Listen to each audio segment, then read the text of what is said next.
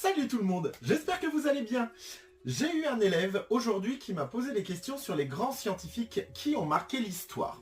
Il m'est donc venu à l'idée de transmettre, de partager avec vous, un petit peu ces grands inventeurs, grands scientifiques qui ont marqué l'histoire. Le premier que nous allons aborder, il s'agit donc d'Archimède.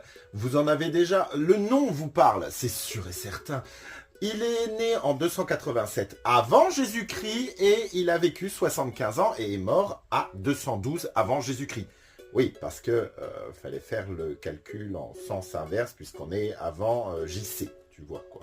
Comme vous pouvez le voir sur la carte, notre ami Archimède vivait dans la ville de Syracuse, dans la Grèce antique.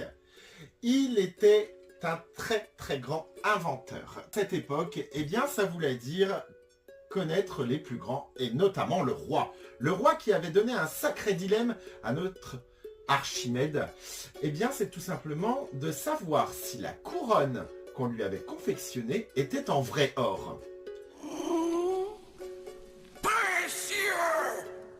À l'intérieur de sa baignoire, dans son bain, qu'Archimède trouve la solution pour calculer, tout simplement, par des équations, comment découvrir si la couronne du roi était bien en or. Je sors du bain et on regarde tout ça.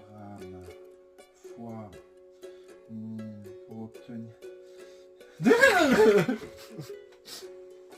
vais peut-être pas vous l'expliquer.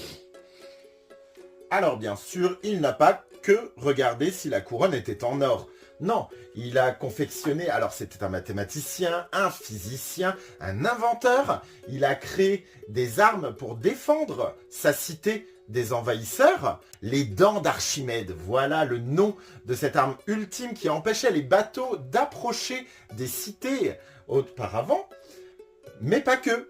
Sur les images qui vont suivre, vous allez découvrir aussi une invention qui est encore utilisée par nos amis les agriculteurs aujourd'hui pour transporter l'eau ou le grain, par exemple, dans les silos très très hauts. C'est tout simplement la vis d'Archimède.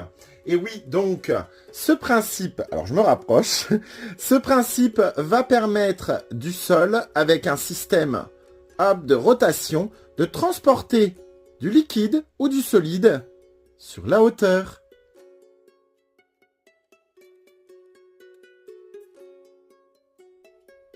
Alors, pour calculer les distances, aujourd'hui, nous utilisons un odomètre automatique, mais il faut savoir que déjà à cette époque-là, Archimède y avait pensé. Et oui, sauf que lui, c'était avec une roue, des crans, des pierres, c'était un peu moins précis, mais il l'avait déjà inventé. Alors, là, pour cette petite présentation, on a vu que le global, mais Archimède a fait énormément avancer la science.